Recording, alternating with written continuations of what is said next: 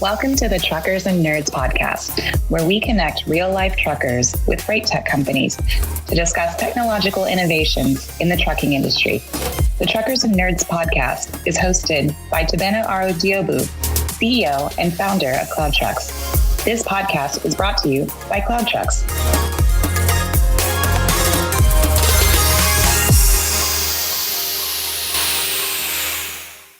Hey everyone, this week we are here with Jon Knope and Jason Hurley, and we're just going to have a chat about the trucking industry.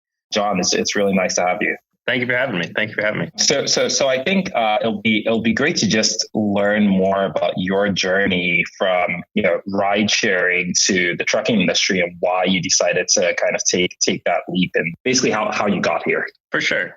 I started rideshare driving pretty soon after college. I actually started at a company called Zifty here in Atlanta, which was kind of a precursor to Uber Eats, where we would pick up restaurant food and take it to customers.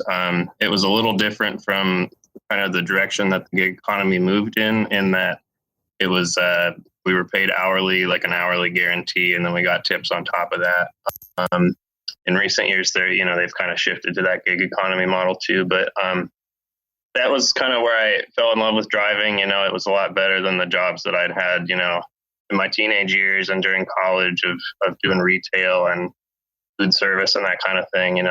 Driving is kind of a step up from those kind of jobs because you can sit down, you can listen to podcasts, you can kind of engage your brain a little bit more than you can in like a lot of the entry level sort of retail service industry positions. So that got me into driving, and I've been doing it for a while. I started doing some freelance content for the Rideshare guy, but what attracted me to trucking was definitely the higher pay rates and the healthcare and all those things that the industry kind of affords that, some of the more entry level transportation jobs just don't offer.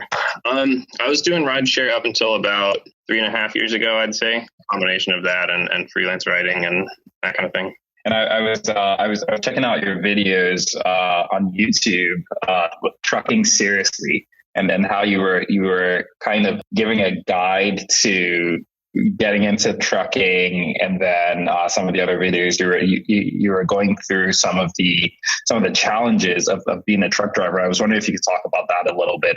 Actually, two things I was wondering if you could talk about. One is like what inspired you to make those videos, and then the other part is like what your journey was like as you got into trucking, and what worked as you expected and what didn't. Sure, yeah. Honestly, what got me into trucking was I had a friend that went through the training program at the company that I wound up starting with and getting my CDL from. And I think if it weren't for them kind of having gone through the process already and told me what it was going to be like, I probably would have never made the leap, because trucking is kind of you're either in or you're out. You have to jump in with both feet in order to really get started as a brand new CDL holder. And that's kind of what inspired me to start making content about it, because I think there's a big knowledge gap. Trucking is the most common job in the United States, but there's hardly any content about what it's really like out there. I think part of that is just because most drivers are working 70 hours a week. They don't have time to make content about what they're doing. They're too busy out there doing the job. So I definitely saw like a need, I guess, to kind of bridge the gap and kind of tell people that might not be involved in the trucking industry, how it kind of works and what it's like to be a truck driver. I certainly had no idea, before I started driving, how the supply chain worked, how goods wound up from, getting from a warehouse to the grocery store, especially living in a city. I think it's really easy to kind of let all that stuff kind of stay in the background. So I'm excited to have a chance to kind of put a spotlight on it. Yeah, no, that's great.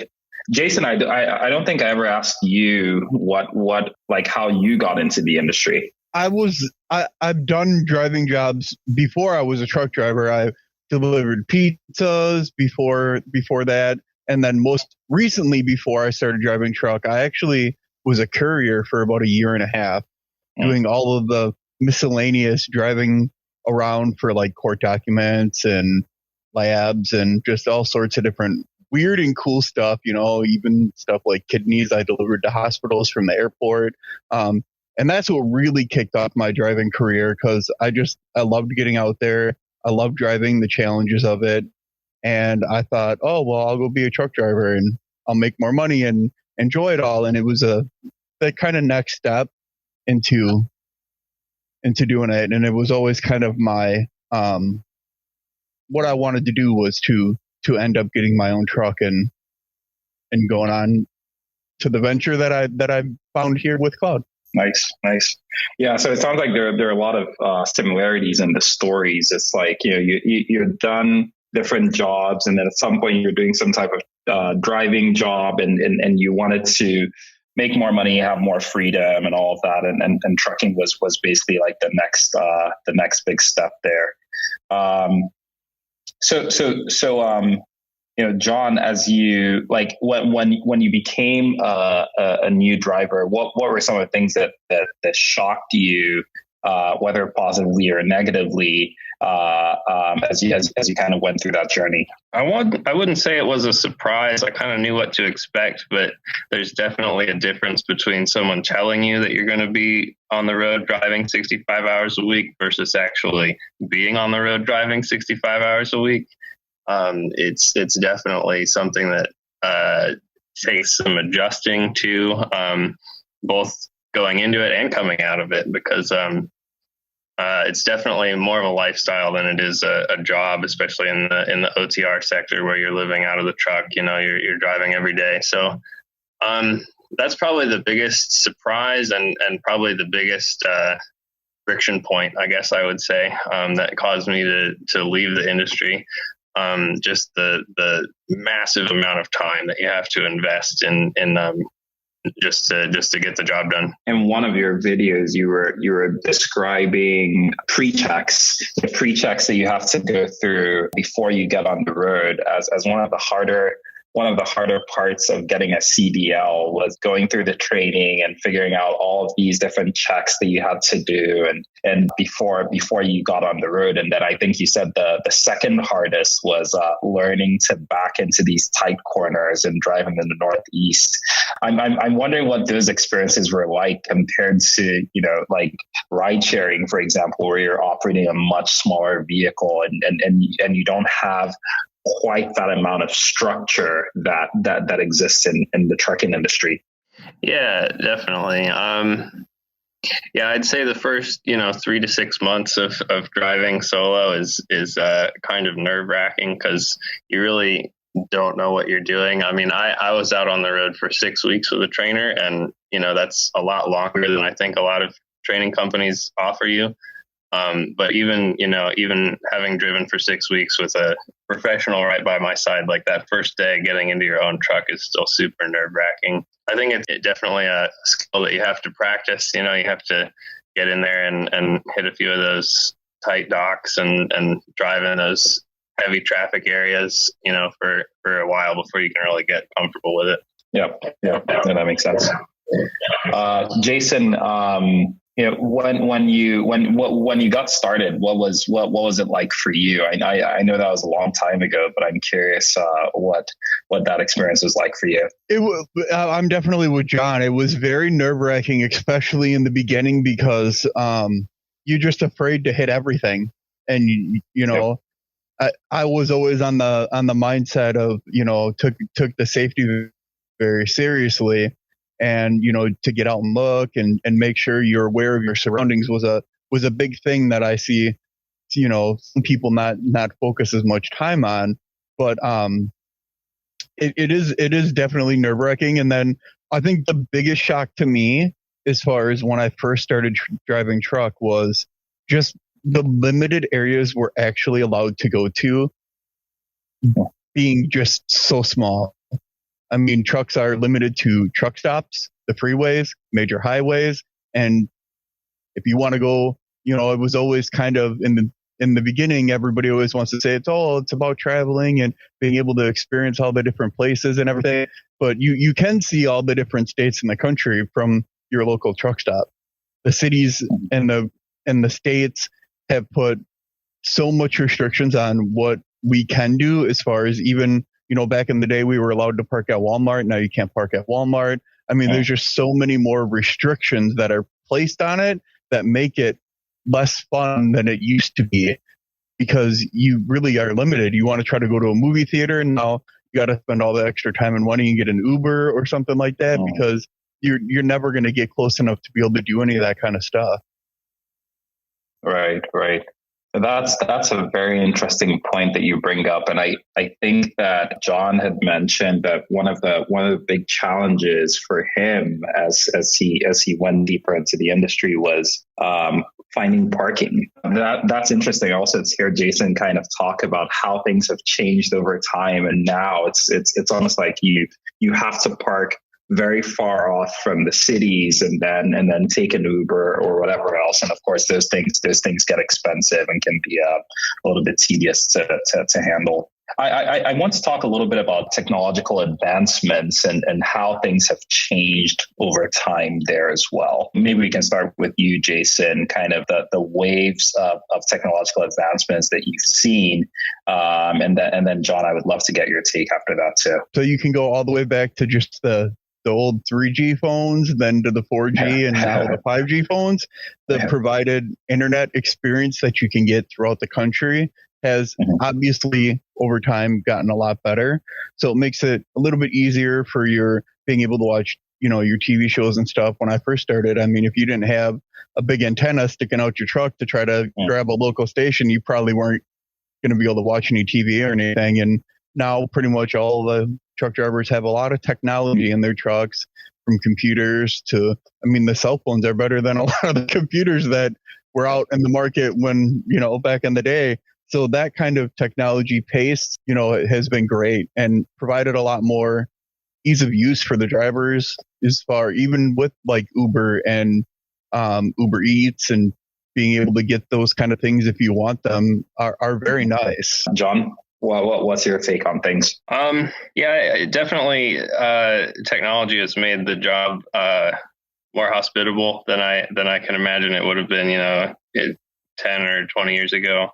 I think there's a lot of evolution happening too on like the back office end of it, and I think CloudTrucks is, definitely at the forefront of that. I remember at the company I started with, we had like one of those Qualcomm OmniTrax units, and it was so slow. It's so unresponsive. Like you hit a button on it and it has to think for 30 seconds before it, gives you the information that you want. And at the last company that I was at, it was all on a smartphone app. So I get the sense that it's an industry that is kind of being dragged into the 21st century, kicking and screaming.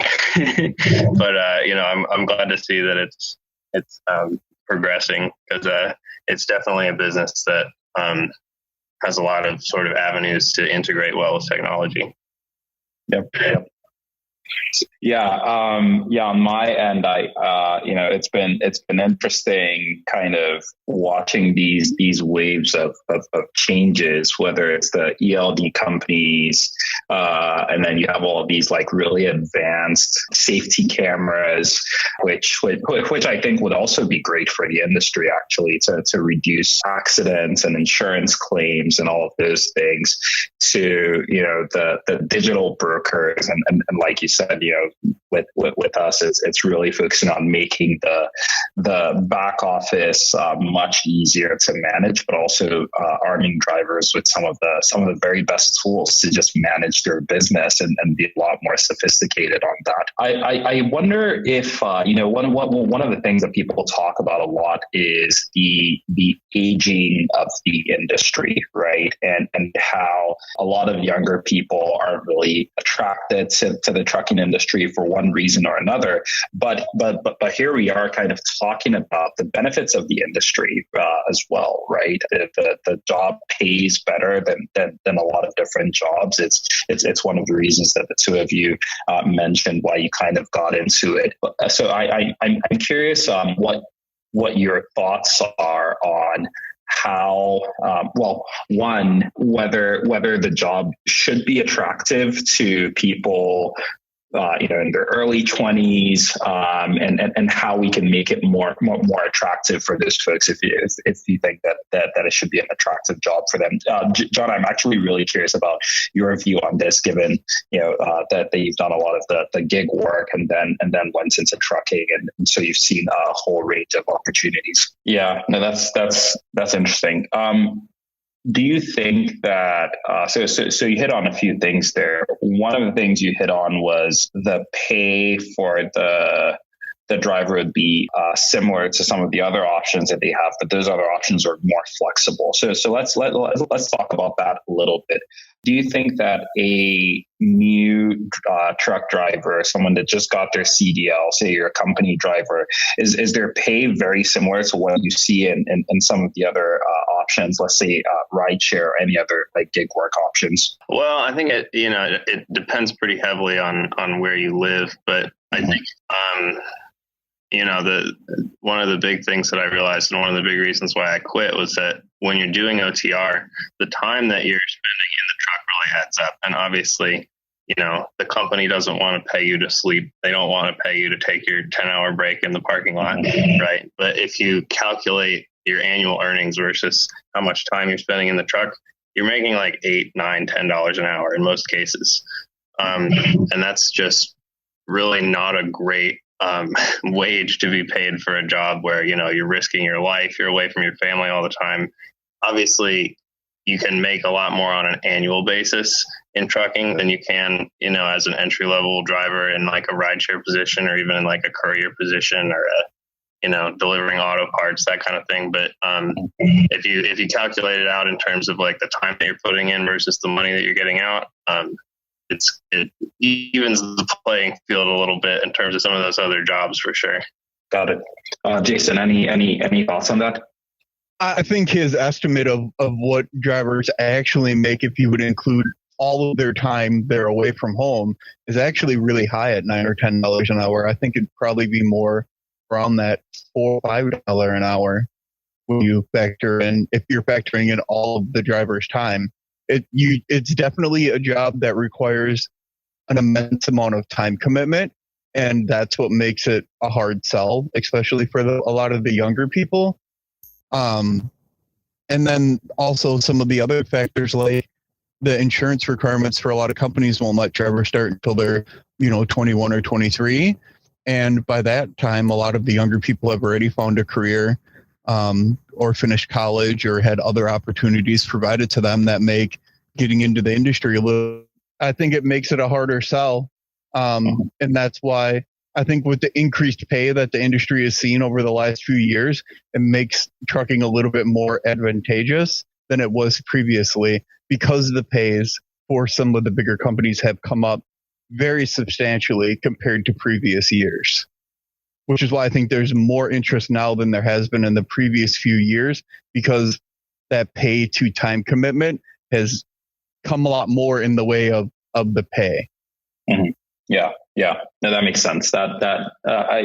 All of those points are interesting. It seems like, this idea of flexibility, because even when you talk about how much time is spent in the truck, right? So there's, being a company driver and having some amount of time that you are mandated effectively to spend in the truck, because the company is trying to do this cost benefit analysis, and they're saying like, hey, you have to be out for 3 weeks and then you get like 3-4 days off and then you're back on the road, versus someone who's an owner operator, right?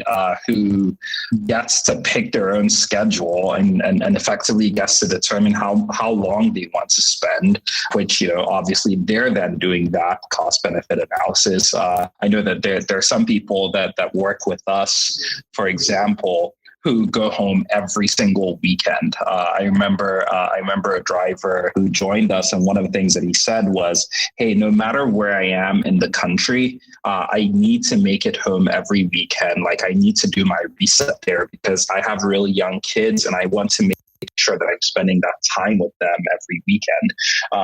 And for him, the way he looked at it was, I know that I might lose some money by not being out for extended periods of time, but that's less important to me at this point in my career versus spending that time with my kids. And I think that's the thing that I find interesting is, how do we give people those how do we arm people with the tools to make those decisions that work for them, right? And understand the trade-offs of the decisions that they're making. And I think that would make the industry overall a lot more attractive if we're able to do that effectively. Speaking of those, the first year or those positions that you have to take for the first couple of years, Jon, one of the things that you talked about a lot was Walmart. You specifically called out Walmart as a company that had really high-paying jobs, but was also really difficult to get. So I'm curious to hear a little bit more about that and how you feel about that today. Yeah, I do think Walmart, as far as working for a company, I think Walmart's a pretty good company to work for. The drivers that I've talked to seem to hold them in pretty high regard in terms of their annual compensation and the time that they're putting in and whatnot. They're definitely not the only good company. I also have heard a lot of people say that getting in at like a unionized company, like an LTL company, can be really good as well, like getting into a line haul position or even like a local pickup and delivery job. So there's definitely jobs where you can, hit a 6-figure annual earnings without, drastically increasing your sort of time commitment and your labor output, I guess you would say. And Walmart's definitely one of those companies. I've heard pretty good things about UPS, and Yellow is a big one in the LTL space as well. So, I'd love to see more companies like that. It seems like the truckload market is kind of dominated by big mega carriers that don't really pay a whole lot and kind of chew drivers up and then spit them back out again after a year. So if, I definitely wouldn't recommend staying at one of those carriers for a long time. Definitely, if you're a company driver, you really have to advocate for yourself and kind of try to compare the apples and oranges that are all of these different trucking companies and find out, where you're going to be making the most money for the time and the risks that you're taking. No, that's fair. Jason, what does upward mobility look like in trucking? What would you say is the ideal path? For every driver, it's different. For me, it was going, I started with one company, then moved on to a company that had a way better pay package. And I stayed with them for a few years. And my ultimate goal was to get my own truck so that I could pick the times when I work, how long I work for, when I take off. I had a lot more control on the loads, the lanes I run.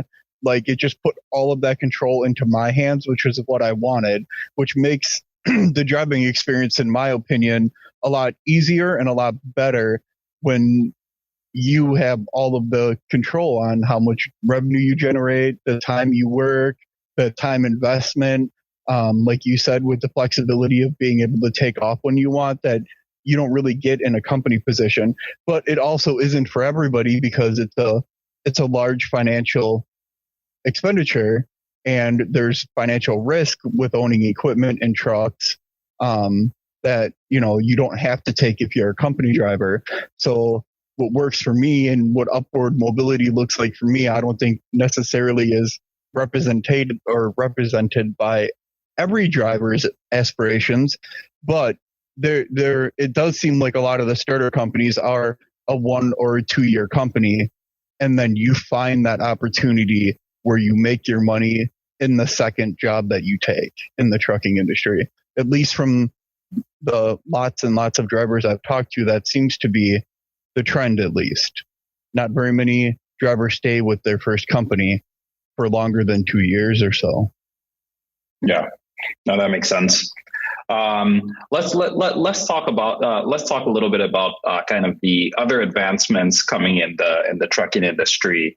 I think autonomous trucking is definitely one that a lot of people have been thinking about, like what type of effect self-driving trucks are going to have on the industry.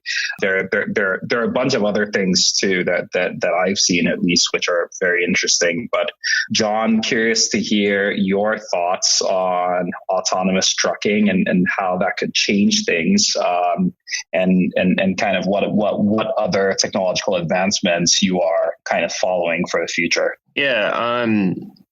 Gosh, you're probably in a better position to answer this question than I am.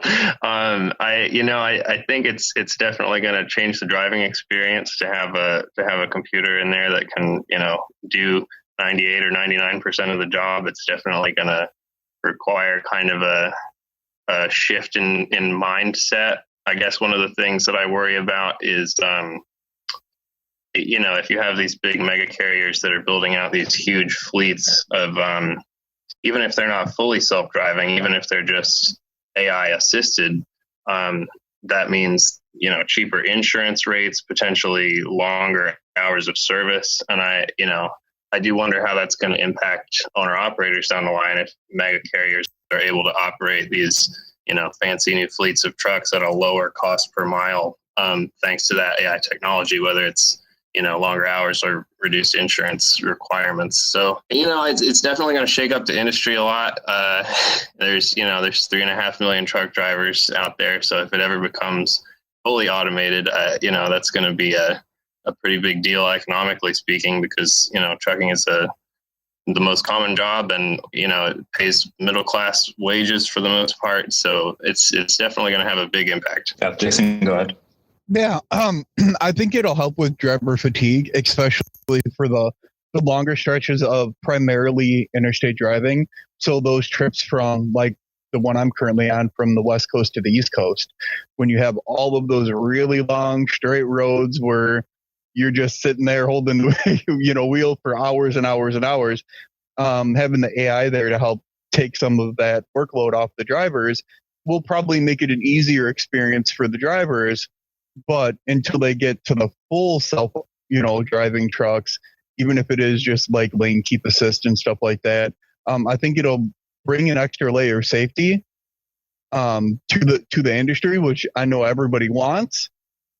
But that does become the worry in the long run is, how many more years is that going to be till, I either have to be a software engineer or something like that to be able to maintain my job in the industry. Yeah. I always look at airline industry and how much has been automated, yet you still have the two pilots on each of these flights, right? And the way I like to think about this stuff is what is the cost of an accident, or what's the cost of something going wrong, right?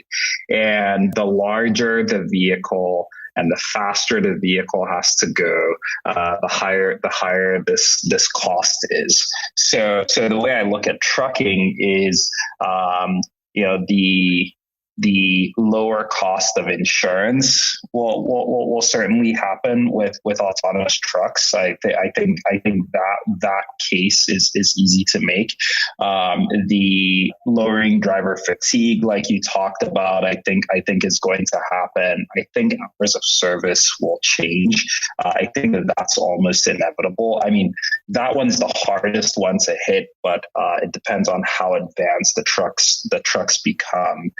But taking the driver out of the truck, I just don't see it happening. I think that the cost of doing that is so high that everyone is going to end up agreeing with the idea of having the driver in the truck. Now, what that driver is doing starts to shift quite a bit, especially on different stretches of road. But to that point, though, I think the stuff that Jon was talking about, which is, what benefits do the large fleets start to have in this world if they have a significantly lower cost per mile, then that that should mean that they should be able to offer some of the cheapest rates to shippers and brokers, and all of a sudden owner operators are losing out in that dynamic. And that's one thing that really large fleets are great at doing. Like, they can do a cost benefit analysis really, really, really well and understand what investments to make. And in my view, this is where a CloudTrucks or a similar company should be able to step in and help owner operators do their own cost benefit analysis. Like, should you buy a new truck or should you stay with your old truck? Well, what's the cost? What's the cost benefit analysis of each of these decisions? What's the opportunity cost there? And historically, that has been difficult to do. But I think things are going to change so much over the next few years that it'll be much easier to make those decisions and then decide on whether to make those capital investments. All right. So just to kind of close things out here, I guess that the last thing I'm curious about is what you guys are excited about going into the future.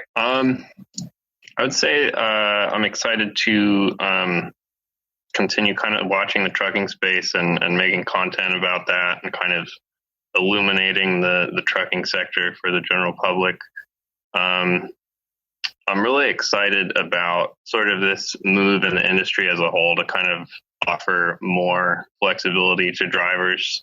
I think that's a step in the right direction, and I'm excited to see kind of the innovations kind of continue to build around that within trucking, because I think it's long overdue, and truckers have an important job. They move 70% of the freight in this country, and I think they deserve a better pay and better home time and just a better work-life balance. So I'm really excited to see that kind of being built here in the future. Yeah, and I think one of the exciting things that I see in the future is the different trucks that are being theorized that are going to probably come out in the next few years, like the Tesla truck, the semi truck, and I know there's been some others that have been proposed, but to see what that next real true level of trucks is going to be and what they're going to look like,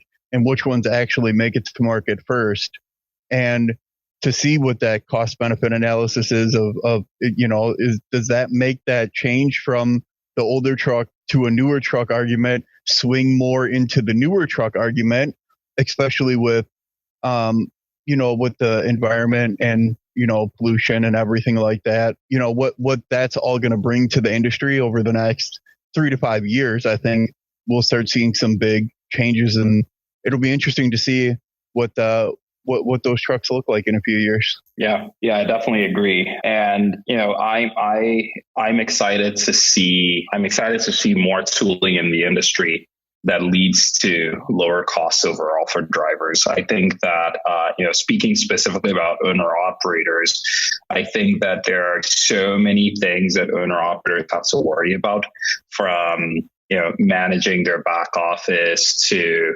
paying the highest insurance rates in the industry to a high cost of fuel and not getting enough discounts that exist across the industry. And I'm excited to see more information sharing amongst owner operators, which leads to lower cost overall and greater efficiency. But yeah, hey guys, it's been great chatting. Thank you so much for taking the time, and looking forward to doing this again sometime soon. Thanks for having me. All right.